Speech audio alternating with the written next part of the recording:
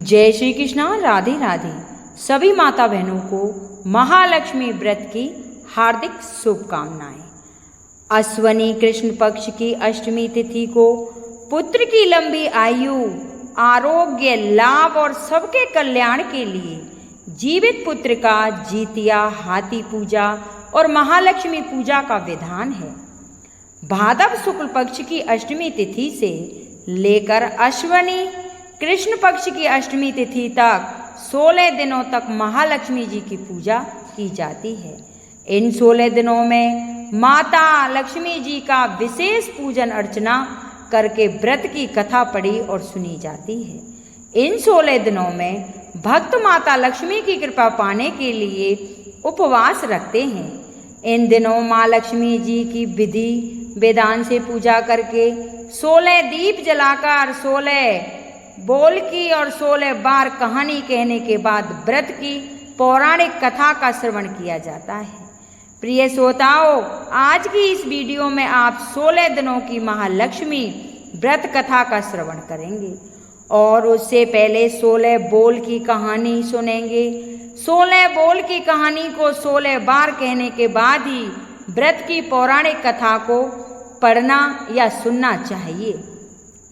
हम सभी मिलकर माता लक्ष्मी जी का ध्यान करके कथा का शुभारंभ करते हैं। हे माँ लक्ष्मी, चारों दिशाओं में आपकी जय जयकार हो रही है। आप ही जगत की पालनहार हैं। आप ही स्थूल रूप में इस जगत में समाई हुई हैं। हे माँ लक्ष्मी, आप हमें अपना आशीर्वाद प्रदान कीजिए। हम सभी आपके सभी रूपों को बारंबार प्रणाम करते हैं।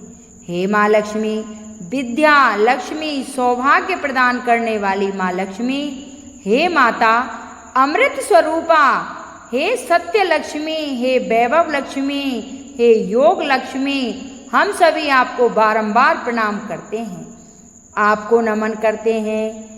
अब सुनते हैं 16 बोल की कथा। अमोती दमोती रानी, पोला पर ऊंचे सौ पर पाठन, गांव जहां के मगर सेन, दमयंती रानी कहे कहानी। सुनो महालक्ष्मी देवी रानी, हमसे कहते तुमसे सुनते 16 बोल की कहानी पौराणिक कथा के अनुसार महाभारत काल के समय की बात है। महर्षि देवपायन व्यास जी हस्तिनापुर में आए। उनका आगमन सुनकर समस्त राजकुल के कर्मचारी महाराज भीष्म सहित उनका सम्मान आदर करते हुए राजमहल में महाराज को सोने के सिंहासन पर विराजमान कर अर्धपाद आचमन आदि से उनका पूजन किया।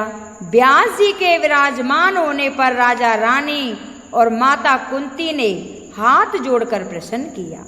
हे मुनीश्वर, आप त्रिकालदर्शी हैं, आपको सभी की जानकारी है। आपसे हमारी प्रार्थना है कि कृपया स्त्री के लिए कोई ऐसा व्रत पूजन बतलाइए जिससे हमारे राज्य लक्ष्मी, सुख, पुत्र, परिवार सदा सुखी रहे। ऐसा सुनकर व्यास जी ने कहा कि हम ऐसे व्रत का वर्णन करने जा रहे हैं जिससे सदा लक्ष्मी जी स्थिर होकर आपको सुख प्रदान करेंगे।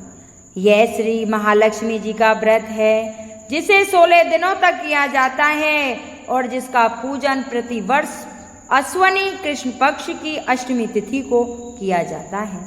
तब महारानी गांधारी ने पूछा, हे मातमन, यह व्रत कैसे आरंभ किया जाता है? इसका विधान क्या है? कृपा करके हमें विस्तार से बताने की कृपा करें।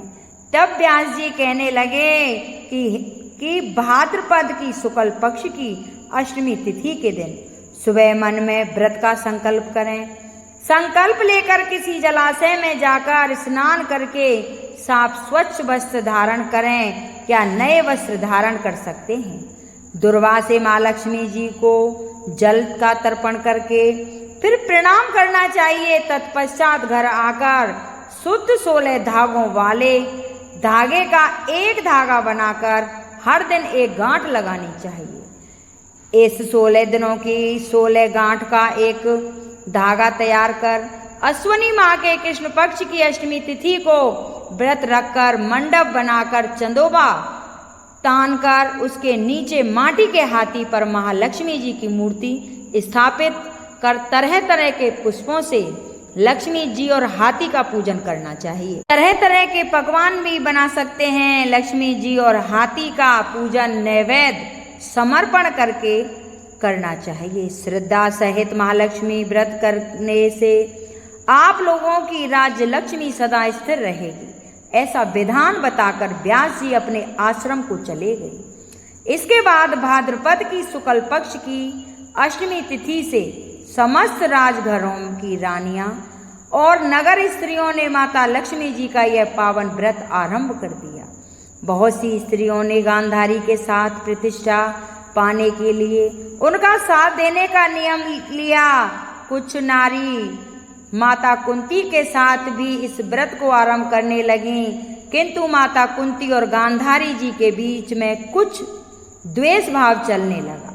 ऐसा होते होते 15 दिन व्रत के समाप्त होकर स्वादिन यानी अश्वनी कृष्ण पक्ष की अष्टमी तिथि आ गई। उस दिन प्रातःकाल से ही नारियों ने उत्सव मनाना आरंभ कर दिया और समस्त नर नारी राजमहल में गांधारी जी के यहाँ उपस्थित होकर तरह तरह से माँ लक्ष्मी जी के मंडप और माटी के हाथी बनाने और सजाने की तैयारी करने लगे।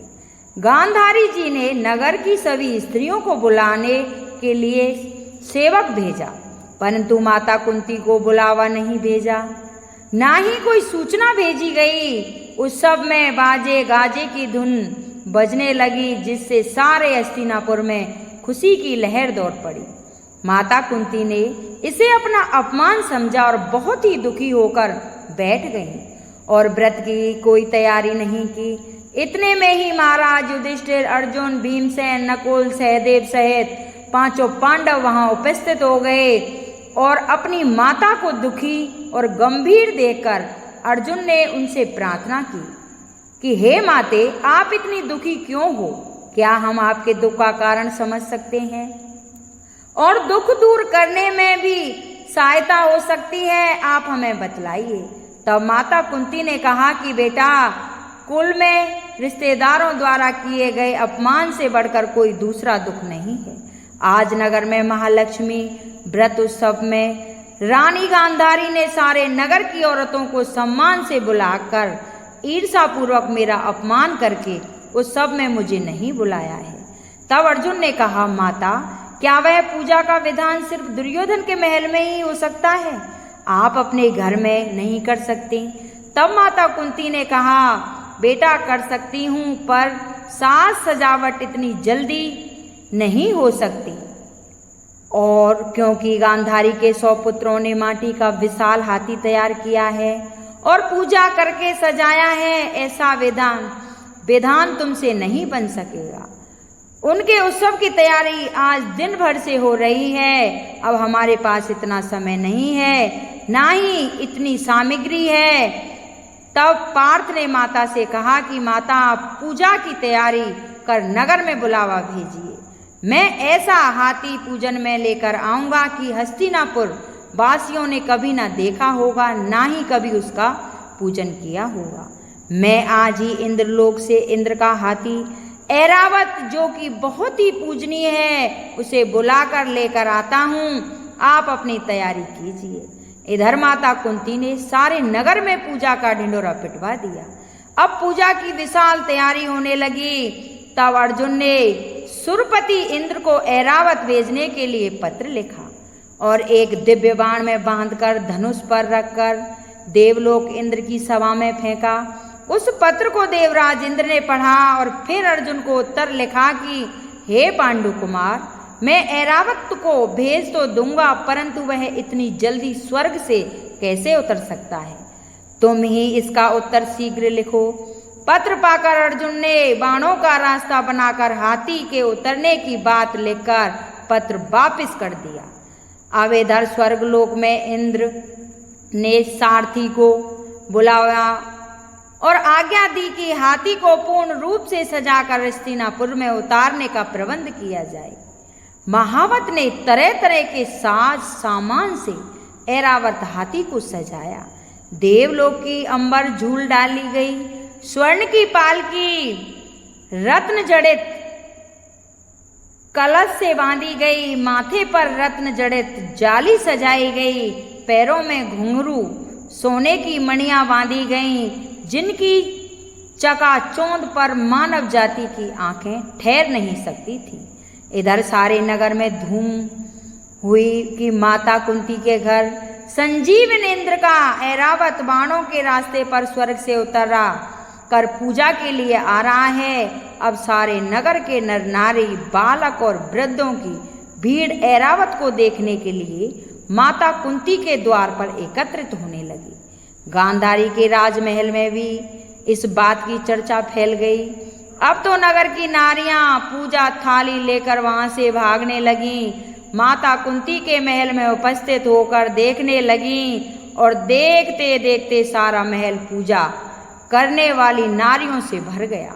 सारे नगर वाले ऐरावत के दर्शनों के लिए गली, सड़क, महल, अटारी में एकत्रित हो गए। माता कुंती ने ऐरावत को खड़ा करने के हेतु रंग बिरंगे चौक पुरवाए, नए रेशमी वस्त्र बिछा दिए।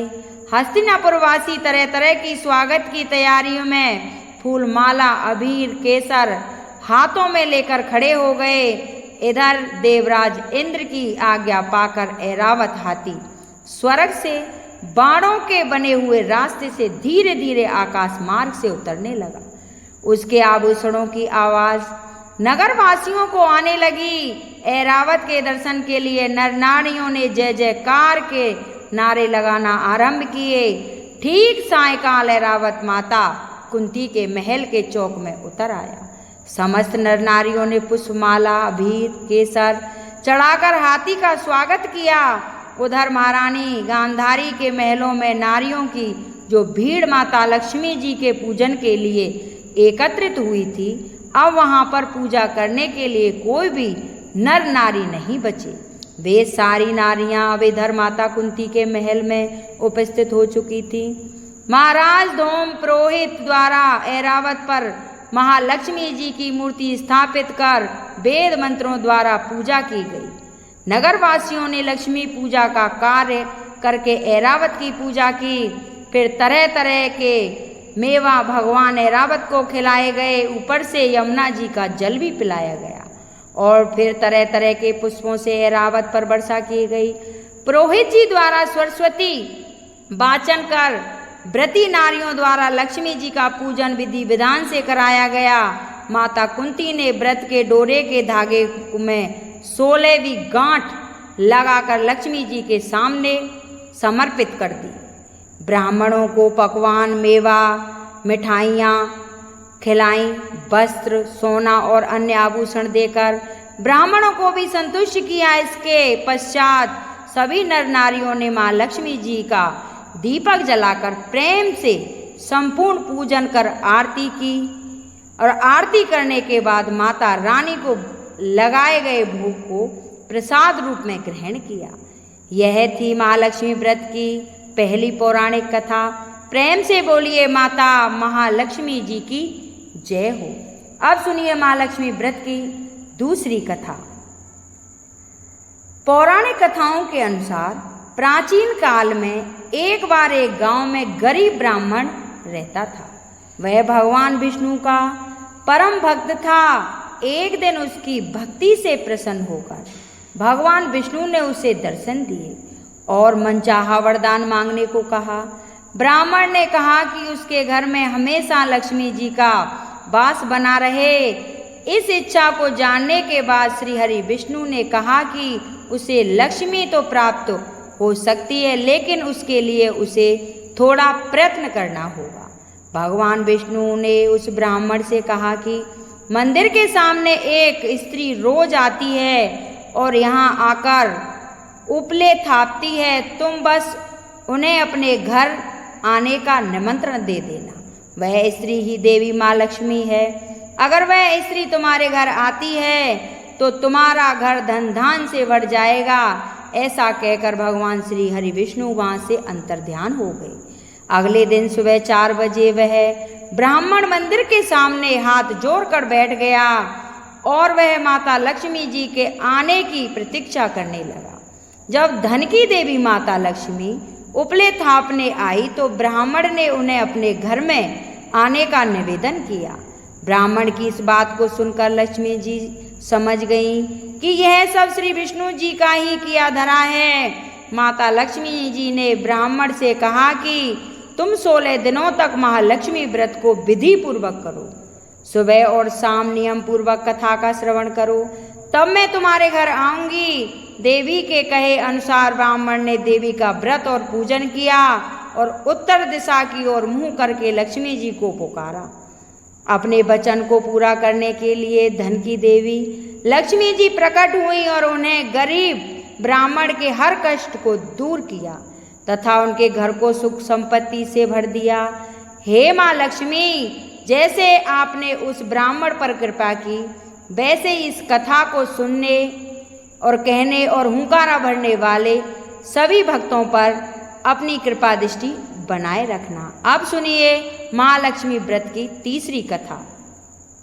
पौराणिक कथा के अनुसार एक बार भगवान श्री विष्णु मृत्यु लोक यानी भूलोक में विचरण करने के लिए निकल पड़े।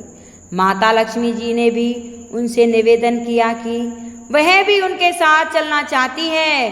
भगवान विष्णु उनके स्वभाव से परिचित थे, इसलिए उन्हें पहले ही आगाह कर दिया कि वे देवी, मैं आपको एक ही शर्त पर अपने साथ लेकर चल सकता हूँ। यह बात सुनकर माता लक्ष्मी जी मन ही मन प्रसन्न हुई कि चलिए शर्त ही सही, भगवान साथ तो ले जाने के लिए माने तो सही। तब माता लक्ष्मी जी तुरंत बोली कि प्रभु, मुझे आपकी सारी शर्तें स्वीकार हैं। भगवान श्री विष्णु कहने लगे कि हे देवी, फिर जैसा मैं कहूँ वैसा ही आपको करना होगा। लक्ष्मी जी बोली, ठीक है प्रभु, आप जैसा कहेंगे मैं वैसा ही करूँगी। अब भगवान विष्णु माँ लक्ष्मी जी के साथ भूलोक पर आकर विचरण करने लगे। एक जगह रुककर श्री हरि ने माता लक्ष्मी से कहा कि देवी, मैं दक्षिण दिशा की तरफ जा रहा हूँ, आपको यहीं पर रोककर मेरा इंतजार करना होगा। ऐसा कहकर भगवान श्री विष्णु दक्षिण दिशा की तरफ बढ़ गए। अब माता लक्ष्मी जी को जिज्ञासा हुई कि दक्षिण दिशा में ऐसा क्या है जो प्रभु मुझे वहां लेकर नहीं जाना चाहते। माता लक्ष्मी जी का स्वभाव तो वैसे ही चंचल माना जाता है, उनसे एक जगह पर ज्यादा देर रुका नहीं जाता। ऐसा ही हुआ, माता लक्ष्मी जी से उस स्थान पर ज्यादा देर तक नहीं रुका गया और फिर वे भगवान विष्णु की तरफ ही बढ़ने लगे। आगे जाकर माता लक्ष्मी को सरसों का खेत दिखाई दिया। उसकी सुंदरता ने माता का मन मोह लिया और फिर वे सरसों के पीले पीले सुंदर फूलों को तोड़कर उनसे अपना श्रृंगार करने लगी। इसके बाद वे कुछ ही दूर आगे बढ़ी कि गन्ने के खेत उन्हें दिखाई दिए। उन्हें गन्ना चूसने की इच्छा हुई तो गन्ना तोड़कर उन्हें चूसने लगी कि तभी भगवान श्री हरि विष्णु वापस आ गए। सरसों के फूलों से सजी माता जी को गन्ना चूसते हुए देखकर भगवान श्री हरि विष्णु उन पर क्रोधित हो गए। भगवान ने कहा कि देवी, आपने शर्त का उल्लंघन किया है। मैंने आपको वहीं पर एक स्थान पर रुकने के लिए कहा था, लेकिन आप नहीं रुकी। यह किसान के खेतों से बिना पूछे फूल और गन्ने तोड़कर आपने घोर अपराध किया है। इसकी सजा तो आपको अवश्य ही मिलेगी। तब भगवान विष्णु ने माता लक्ष्मी जी को 12 वर्ष तक किसान की सेवा करने का श्राप दे दिया और स्वयं लक्ष्मी जी को छोड़कर क्षीर सागर गमन कर गए। अब विवश होकर माता लक्ष्मी जी को उस किसान के घर पर रहना पड़ा। एक दिन माता लक्ष्मी जी ने किसान की पत्नी को देवी लक्ष्मी जी की प्रतिमा की पूजा करने के लिए कहा और कहा कि इससे तुम जो कुछ भी मांगोगी वह तुम्हें मिलेगा। किसान की पत्नी ने वैसा ही किया। कुछ दिनों में उनका धन धान्य से घर भर गया। हंसी खुशी समृद्धि हो गई। 12 साल का समय भी बीत गया। इधर माता लक्ष्मी जी को दिए श्राप का समय पूरा हुआ। जब भगवान विष्णु माता लक्ष्मी जी को वापस ले जाने के लिए आए तो किसान ने माता को न जाने देने का हठ किया। इस पर माता लक्ष्मी ने कहा कि कार्तिक कृष्ण पक्ष की तेरस के दिन अगर वह विधि पूर्वक मेरी पूजा करेगा तो वह उसके घर से नहीं जाएगी, लेकिन इस दौरान वह उन्हें दिखाई नहीं देगी। इसलिए वह एक कलश की स्थापना करे और उसमें कुछ धन रखे, यानी धन की लक्ष्मी का रूप होता है। इस तरह तेरस के दिन किसान ने माता लक्ष्मी जी के बताए विधान अनुसार पूजा करके कलश की स्थापना की और तब किसान का घर धन धान से परिपूर्ण रहने लगा। तब से लेकर आज तक धनतेरस पर माता लक्ष्मी जी की पूजा करने की परंपरा भी चली आ रही है। कथा समाप्त करते हैं। प्रेम से बोलिए महालक्ष्मी जी की जय हो। अगर ये मेरी कथा किसी को अच्छी लगी हो तो इसे लाइक करें, शेयर करें, सब्सक्राइब करें और सभी माता बहनों के पास भेजें, इससे कि सभी माता बहनें अपना व्रत भली भांति से पूरा कर सकें। और कमेंट बॉक्स में जय माँ लक्ष्मी की जरूर बोलें।